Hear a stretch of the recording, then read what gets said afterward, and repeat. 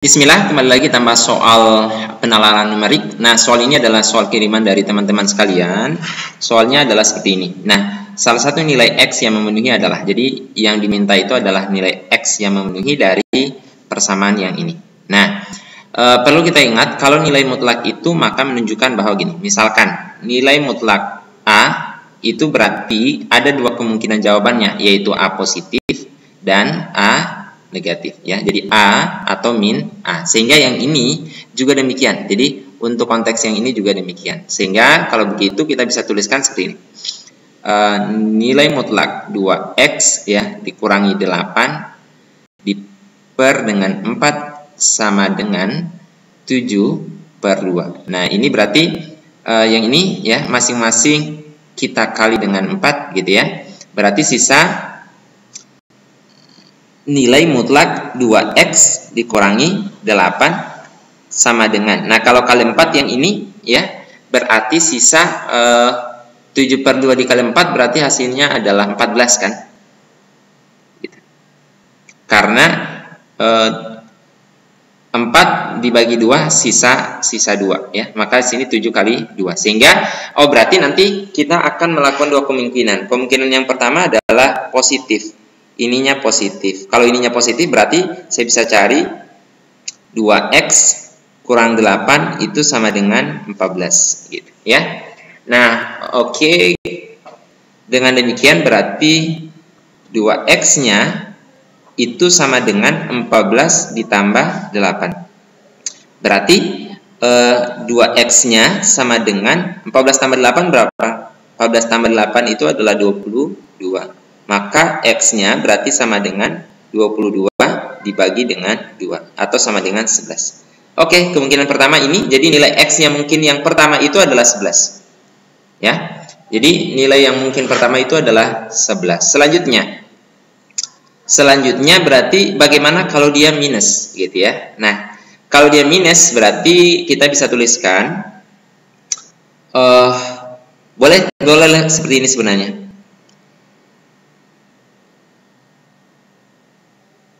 Ya, berarti kan minus ya. Kalau tadi positif ya, berarti min 2X gitu ya dikurangi 8 sama dengan 14. Oke. Atau boleh juga menjadi begini, 2X kurang 8 sama dengan min 14 gitu. Nah, sekarang berarti 2X-nya sama dengan min 14 gitu ya, tambah 8. Nah, berarti sama dengan berapa? Berarti X-nya itu sama dengan min 14 tambah 8 berapa? Min 6 kan? Berarti min 6 diper dengan 2. Maka jawabannya adalah min 3. Nah, sehingga ini hasilnya 11 sementara yang ini hasilnya 3. Maka jawaban yang tepat karena ini diminta adalah salah satu nilai X ya, maka yang tepat itu jatuh pada opsi D gitu.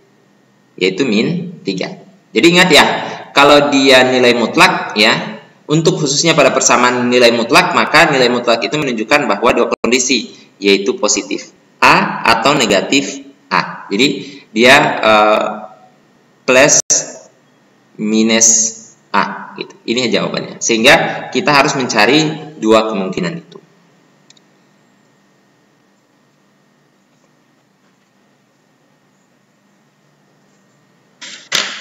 Selanjutnya kita membahas soal penalaran numerik kembali, di mana soalnya adalah soal ini juga soal kiriman dari teman-teman sekalian. Soalnya adalah jika persamaan kuadrat X kuadrat dikurang 3X ditambah 7 sama dengan 0 memiliki akar-akar persamaan X1 dan X2. Jadi akar-akar persamaannya adalah ini ya, X1 dan X2.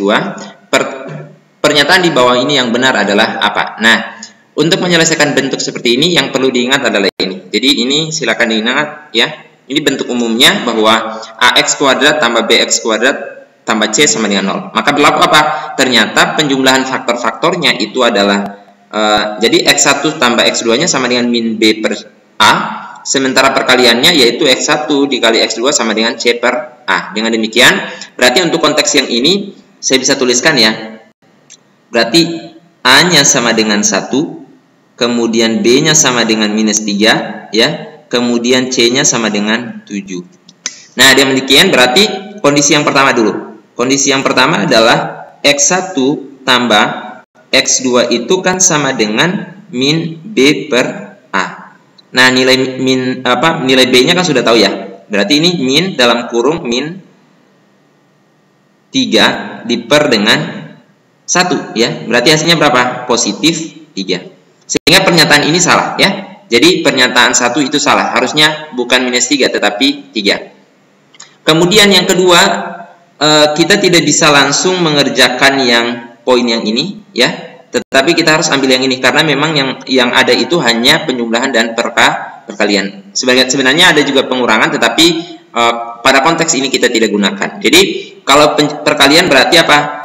X1 dikali dengan X2 itu sama dengan C per A. Maka nilai C-nya apa? Nilai C-nya adalah 7, A-nya adalah 1. Sehingga jawabannya adalah 7 ya.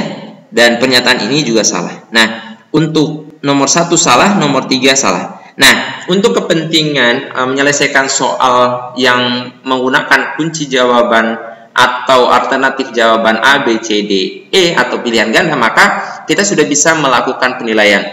Berarti setiap angka 1 itu maka salah. Jadi yang pilihan A ada angka 1 maka ini salah. Yang pilihan B ada angka 3 salah. Karena 1 dan 3 kan salah tadi ya. Kemudian yang pilihan D juga salah, pilihan E juga salah. Maka jawabannya adalah C. Nah, kita tinggal tunjukkan bagaimana cara menunjukkan bahwa C itu salah. C itu benar. Nah, C itu kan 2 dan 4. Kita mulai dari bagian yang kedua dulu. Bahwa seper X1 tambah seper X2. Nah, ini kita boleh kali silang gitu ya. Kali silang seperti ini. Ya, sehingga di bawah dikali lurus yaitu X1 kali X2. Di atas berarti apa? Berarti sebenarnya X2 tambah X1, tapi kan boleh saya susun menjadi terurut saja karena penjumlahan ya. X1 tambah X2. X1 tambah X2 sama dengan berapa? Sama dengan pi 3. Berarti ini 3. Diper dengan X1 kali X2 sama dengan berapa? Sama dengan 7 yang ini ya. Maka hasilnya adalah 3/7. Maka A itu benar ya. A itu benar ini. Sementara B salah. Kemudian 2 itu benar, 1 itu salah, dan 3 itu juga salah. Nah, kita tinggal cross check yang keempat. Yang keempat kita ingat ini. Bahwa X1 ya pangkat 2 ditambah X2 di pangkat 2 itu setara dengan apa? Setara dengan ini. X1 tambah X2 di pangkat 2 dikurang 2X1 kali X2. Nah, ini kan sudah ada ya di atas ya. Berarti ini sama dengan apa? Sama dengan ya, sama dengan 3 pangkat 2 dikurang. Ini kan 7 ya. Berarti dikurang 2 kali 7 berapa? 2 kali 7. Berarti ini sama dengan 9 ya, dikurangi dengan 14. Oke. 9 dikurang 14 sama dengan minus 5. Sehingga benar untuk nomor 4 juga benar ya. Itu minus 5. Maka jawabannya tepat untuk soal ini jatuh pada opsi C. Selanjutnya kita bahas kembali soal penalaran numerik. Nah, soalnya adalah soal geometri. Ini gambarnya ya. Nah, kita lihat. Tentukan apakah data tersebut dapat menentukan keliling bangun datar ini. Jadi, keliling bangun datarnya adalah bangun datar yang ini. Ya. Nah, untuk menentukan kelilingnya berarti kan kita butuh apa? Kita butuh tahu yang ini, ya, daerah ini. Kemudian kita butuh tahu ini panjangnya berapa. Kalau ini otomatis sama dengan yang ini, ya. Nah, kemudian kita butuh tahu yang ini, keliling lingkaran. Nah, yang pertama adalah berarti untuk mengetahui ini, ya, ini itu berarti nanti pakai sisi miring, ya. Ini sisi miring, kalau ini itu sama saja dengan panjang diameter lingkaran ini. Yang ini. Ya. Yang ini itu adalah setengah keliling berarti, setengah keliling lingkaran. Nah, kemudian yang diketahui ternyata yang pertama adalah luas daerah yang diarsir yang ini. Luas daerah yang ini itu adalah 77 cm persegi. Nah, ini adalah setengah lingkaran, ya. Sementara rumus satu lingkaran apa? Rumus lingkaran itu adalah kalau pakai jari-jari berarti dia V R kuadrat, ya. Kalau pakai diameter berarti 1/4, ya, V D kuadrat. Nah, kalau setengah ya berarti tinggal ini apa? Ini kan satu kesatuan gitu ya. Kalau setengah berarti ini kan hasil dari setengah. Berarti kalau ini kalau satu lingkaran penuh ya tinggal dikali 2 gitu ya. Atau ini ini juga dikali ini dikali 2. Nah, kalau ini dikali 2 berarti ya, misalkan saya gunakan ini dulu deh, ya, karena ini setengah lingkaran kan. Berarti rumusnya sisa V, ya, VD pangkat 2, ya, per 2 kan. Ini sama dengan berapa? Sama dengan 77. Sehingga kalau kita proses V-nya itu apa? V-nya itu kan sama saja dengan 22/7. Ini kita bisa dapat nih. Tanpa kita hitung ya, tanpa kita hitung karena V-nya kita sudah tahu, jadi ini D kuadratnya gimana? Jadi D pangkat 2 itu sama saja dengan, kalau V-nya pindah ruas berarti kita balik kah? 22/7 menjadi 7/22. Berarti ini boleh menjadi 7/22, ya, dikali 77 dikali 2. 2 yang ini, ya. Oke, ini kita sudah bisa dapat. Berarti D-nya apa? Berarti D-nya sama dengan akar dari hasil ini, ya, akar dari ini. Oke, dapatlah D, ya, dapatlah diameternya. Kalau dapat diameter berarti panjang ini kita sudah dapat. Nah, kalau begitu satu kita sudah dapat. Jadi untuk menentukan keliling harus kita tahu itu. Jadi yang kita tahu adalah ini otomatis kita tahu karena untuk mencari ini kan, untuk mencari keliling itu kan dia pakai diameter juga, sehingga pasti kita akan dapatkan. Nah, kemudian selanjutnya bagaimana dengan sisi miring ini? Sisi miring ini kita tinggal menggunakan rumus Pitagoras. Rumus Pitagoras apa? Bahwa misalkan di sini, saya misalkan di sini sebagai A deh, ya.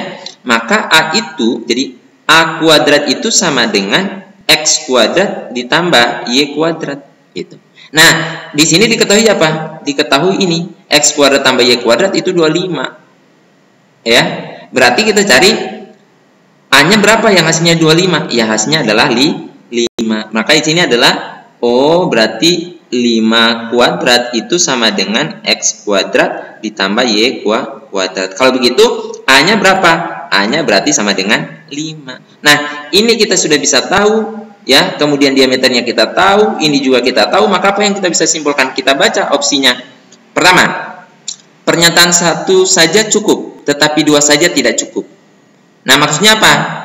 Apakah untuk mencari keliling dari bangun datar yang ini itu cukup hanya menggunakan 1? Jawabannya tidak, ya. Dia bisa kita cari ketika kita menggunakan kedua-duanya, ya, yaitu 1 dan 2. Dan pernyataan itu hanya muncul pada bagian mana? Pada bagian atau opsi C.